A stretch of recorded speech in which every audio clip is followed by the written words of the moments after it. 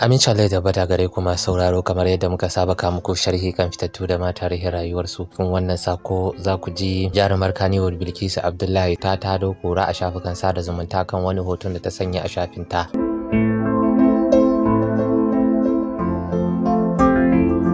Hoton wadda aka ganta duk kirjinta a waje har ma da nonuwanta, wadda ya fusata jama'ar social media. Ta yi godiya ga Allah yayin wallafar, ta ce alhamdulillah tare da sanya hoton da bidiyon.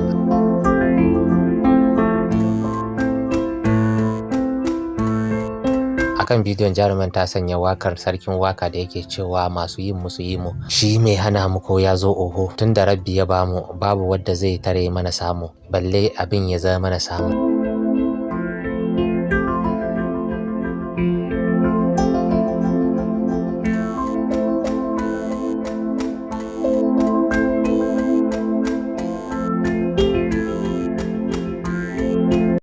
To masu sauraro, kasance da Hausa Info domin samun abubuwa game da jaruman Kannywood da ma fita. Kar ku manta ku danna subscribe. Mun gode.